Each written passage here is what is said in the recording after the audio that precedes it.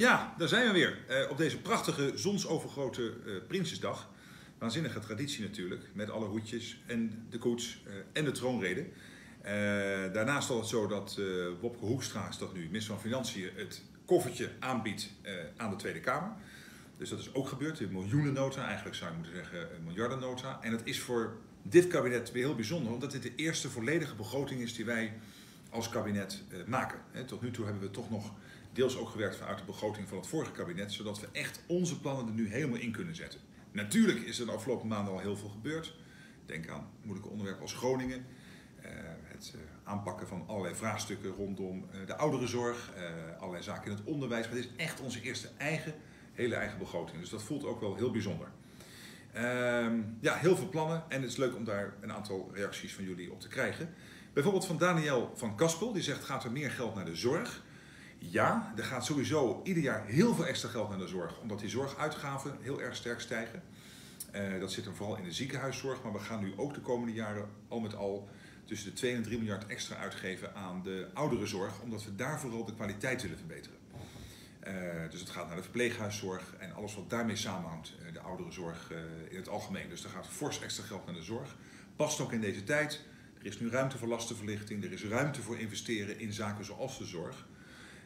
Maar bijvoorbeeld ook in wat Wouter Pieck vraagt in defensie. Hij zegt, ja, gaan jullie nou meer geld in defensie steken? En wat gaan we dan nieuw kopen of wat gaan we vervangen? Nou, er gaat fors extra geld naar defensie, zo'n 1,5 of 1,6 miljard, zoiets in die orde van grootte.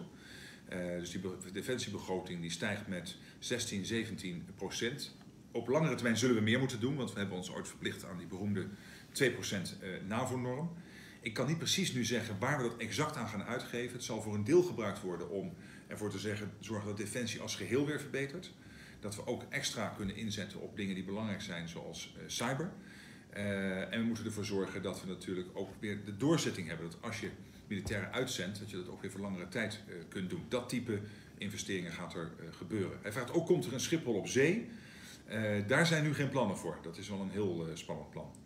Rabil Youssef vraagt via Instagram: wat zijn nou de grootste verschillen met het afgelopen jaar? Ik denk het grootste verschil is dat je nu echt ziet dat het beter gaat. De vorige begroting was nog wel van het kabinet dat toen aan het vertrekken was. Demissionair, er was een formatie aan de gang. Maar je ziet nu echt dat het economisch herstel doorzet. En er ook nu ruimte is voor bijvoorbeeld voor lastenverlichting en voor fors extra investeringen. Vorig jaar hebben we al een stukje gedaan, bijvoorbeeld in de ouderenzorg. Maar ook in lerarensalarissen, in het basisonderwijs, in het primair onderwijs. Maar nu kunnen we echt over een breder front heel veel doen.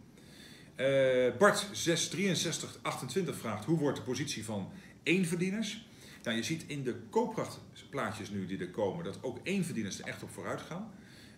Dat is altijd lastig, omdat zij ook weer last hebben van een aantal maatregelen die we nemen rondom de afbouw van de overdraagbare heffingskorting en andere dingen in het belastingssysteem. Maar je ziet nu toch door een aantal andere maatregelen die deze coalitie neemt, dat het daarmee beter gaat. Er zijn ook dingen waar bijvoorbeeld de ChristenUnie en deels ook het CDA erg op heeft ingezet. En dat zie je nu ook terug in die koopkrachtplaatjes. Rudolf Scheltinga zegt: goede reis naar Salzburg. Ik ga morgen naar Wenen. Nou, Rudolf, veel plezier. Morgen ben ik nog hier naar de Kamer te luisteren.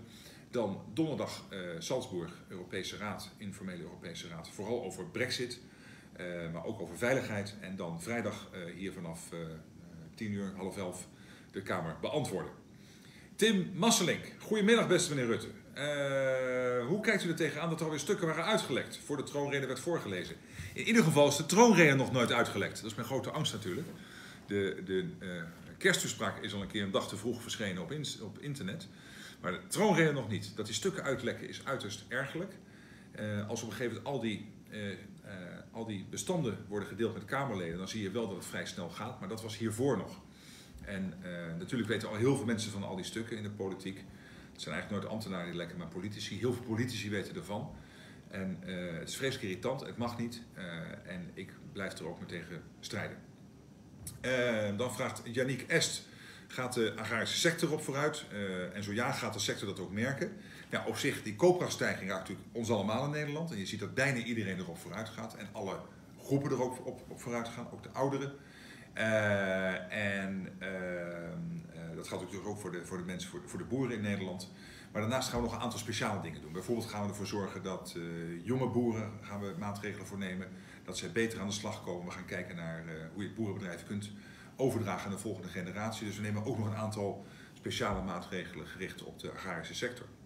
Astrid Ridder vraagt, hoe bak je een goede appeltaart? Ik heb geen flauw idee, maar ik eet er wel heel veel en ik weet wel wanneer die lekker is of niet lekker. Ik haat het als er van die amandeltjes op zitten. Op een of andere manier, heel veel restaurants doen dat, want dat ziet er dan chic uit. En wat ik ook vies vind, is slagroom aan de spuitbus. Maar als je nou lekkere appeltaart hebt, zonder amandeltjes, met echte slagroom en een bolletje roomijs, weet je, dan is het leven leuk. Paulien Corette Beukenkamp zegt, de jeugd is de toekomst. Maar hoe zorg je ervoor dat er nog een toekomst is? Want de huidige klimaatvoorstellen zijn nog niet voldoende. Nou, de koning zegt ook in de troonrede, we gaan niet alleen de staatsschuld oplossen, want die wil je niet doorschuiven naar de jongeren. Je moet ook zorgen dat je de klimaatschuld, dus de klimaatvervuiling die doorschuift naar de volgende generatie, die moet deze generatie oplossen. Onwaarschijnlijk ingewikkeld probleem, want je moet dat met de hele omgeving, de hele wereld doen. Als wij hier alles doen en Duitsland of België doen minder, ja, dan blijft die vieze lucht gewoon hier binnenstromen. Dus je moet het met z'n allen doen, als Europa en vervolgens als wereld. En Nederland loopt er echt in voorop. Dit kabinet wil de Europese doelstellingen verhogen, werkt aan een klimaatakkoord, maar wel op zo'n manier dat we dat met z'n allen kunnen meemaken. Dus in onze koopkracht, als samenleving, en dat het ook leidt tot nieuwe bedrijvigheid, tot meer innovatie. Dan vraagt Matthijs F. of Matthijs F. Is er een mogelijkheid om de vluchtelingencrisis aan te pakken? Nou, daar zijn we natuurlijk volop mee bezig. We hebben de afspraken gemaakt een paar jaar geleden met Turkije om ervoor te zorgen dat de stroom van Syrische vluchtelingen, dat die voor een belangrijk deel nu ook kan worden opgevangen in Turkije zelf. En niet alleen maar in Zweden, Duitsland en Nederland. Toen zag je de aantallen teruglopen. Het moet allemaal wel fatsoenlijk en binnen alle internationale standaarden. Dit kabinet en ook Europa wil dat type afspraken ook maken met landen in Afrika. En vervolgens moet je ervoor zorgen in Europa dat je de vluchtelingen veel eerlijker verdeelt. De echte vluchtelingen en de economische migranten zo snel mogelijk weer terug kunt sturen.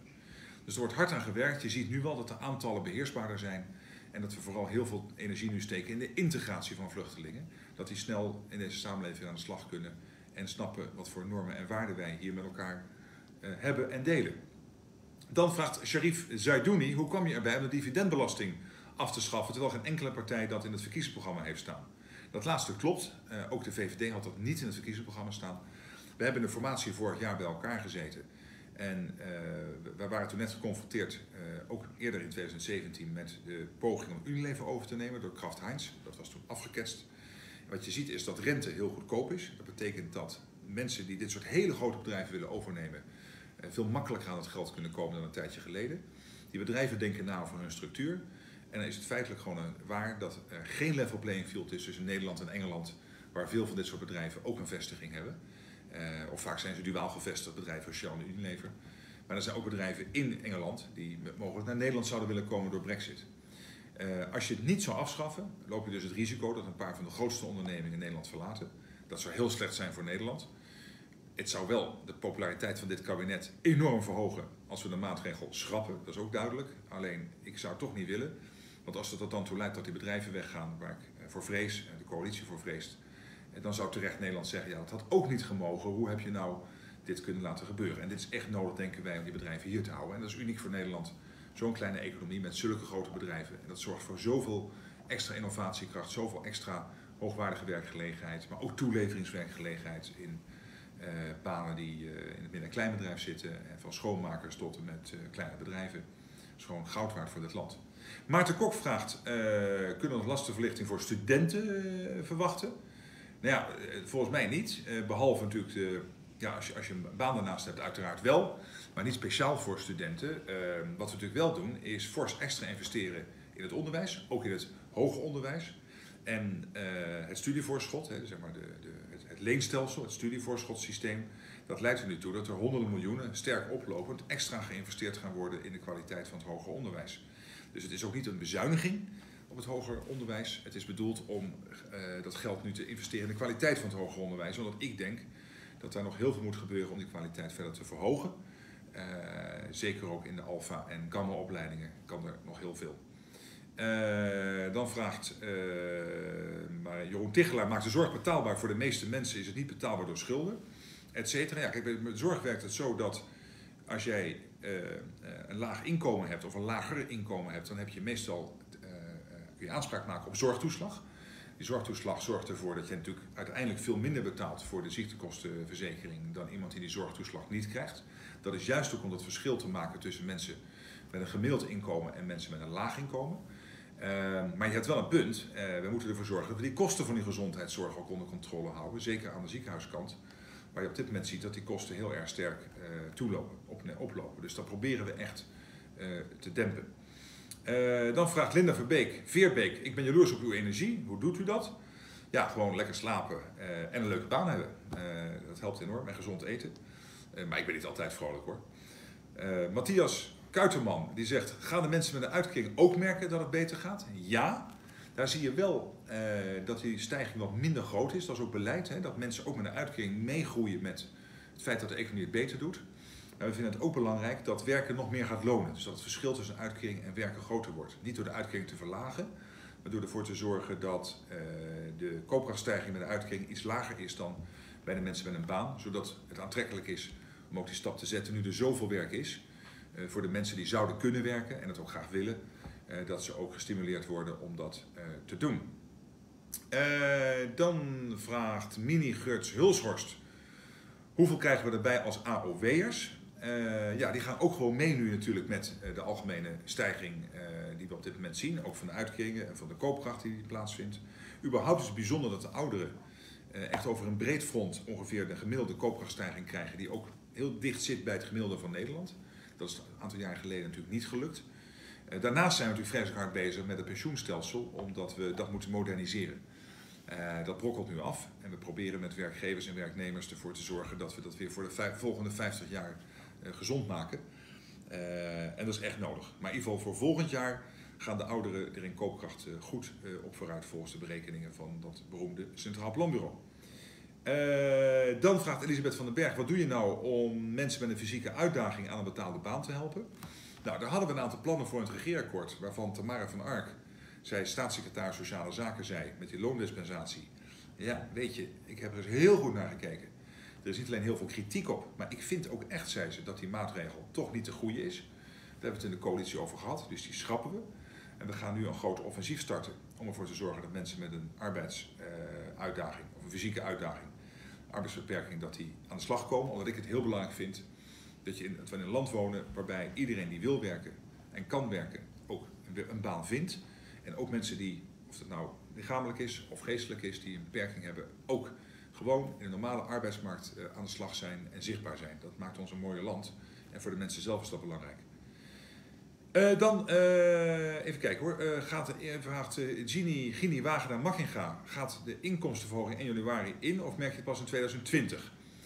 Als je het belastingformulier invult. Nou ja, op zichzelf zul je in je inkomen natuurlijk, gewoon in de inkomstenbelasting. Ja, volgens mij gaat dat normaal gesproken. Iedere maand zie je dat terug in je loonstrookje. Dus dat zul je op de deurmat in januari ervaren. Dat die inkomstenbelasting omlaag gaat. Daar staat wel tegenover een btw-verhoging, laag tarief. Maar de inkomstenbelasting gaat meer omlaag, of de überhaupt belastingen gaan meer omlaag dan de btw-verhoging.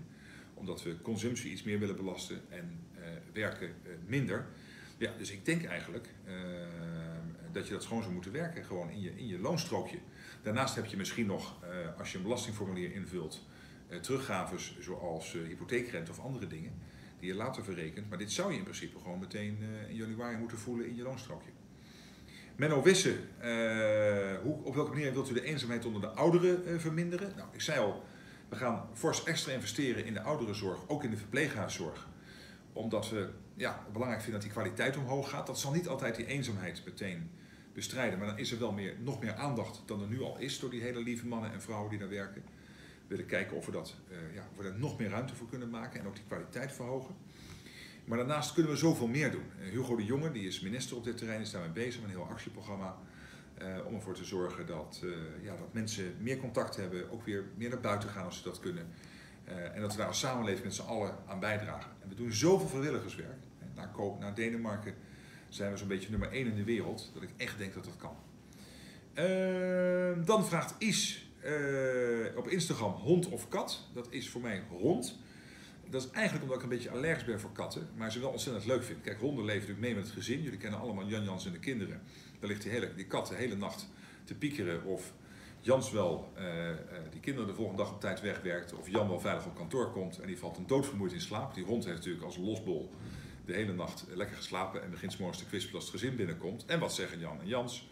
En natuurlijk de kinderen, Katootje en haar zusje, die zeggen, zie je wel, die hond leeft mee en die kat, die ligt de hele nacht alleen, of die zit alleen maar te slapen. Ja, dat hij doodmoe in slaap valt. Dus eigenlijk is dat heel zielig, dus ik ben ook voor katten. Maar ik ben heel erg voor katten, dus ik zou hem niet snel zelf nemen. En dan vraagt Sjoerd nog, voert de overheid een voldoende anticyclisch beleid? Ik denk het wel. Wat we natuurlijk doen is, nu het kan, investeren in lastenverlichting en essentiële investeringen in zaken als onderwijs en zorg en defensie, politie. Maar we doen het op een manier dat tegelijkertijd ook de overheidsfinanciën verbeteren. Dat is nodig om toekomstige klappen op te vangen. Denk aan 2008, toen we toch ineens in een crisis kwamen. Nou, dan moet je ervoor zorgen dat je in staat bent weer opnieuw om zo'n crisis op te vangen. Niet dat ik daar nu aanwijzingen voor heb, maar er zijn natuurlijk onzekerheden. Tegelijkertijd, het is niet alleen maar geld waar het om gaat. Er zijn ook andere zorgen. We noemden al in dit gesprek integratie, immigratie. We noemden al klimaat. Hoe gaan we met elkaar om in dit land? Dat zijn ook thema's. En daarmee dus ook die internationale context. Brexit, de dreigende handelsoorlog tussen China en Amerika. De situatie in Rusland. Dat kan allemaal impact hebben op ons kleine landje. Dus ik zei vandaag tegen het Jeugdjournaal, ik geef alles bij elkaar een 7. Zouden wij een eiland zijn, is het een 8. Maar vanwege die onzekere internationale omgeving is het een 7. En moeten we er alles aan doen om ons voor te bereiden, dat we als een fitte bokser klaarstaan om eventuele klappen op te vangen. En dan tot slot vraagt Partyboy77, beste meneer Rutte, bent u blij hoe Prinsjesdag verlopen is? Ja. Prachtig weer. De koning, die een prachtige, vond ik, mocht er mee aan meeschrijven, een prachtige troonrede voorlas. En toch ook hele leuke eerste reacties, ook kritische, dat hoort er ook bij, maar toch ook hele leuke eerste reacties van allerlei maatschappelijke organisaties en de mensen in het land. Dus dat geeft energie om woensdag en vrijdag het debat te voeren in de Kamer en met jullie het gesprek voor te zetten. Waarvoor heel veel dank. Dit was de laatste vraag. En ik wens jullie een prachtige avond. En nogmaals heel veel dank voor jullie bijdrage.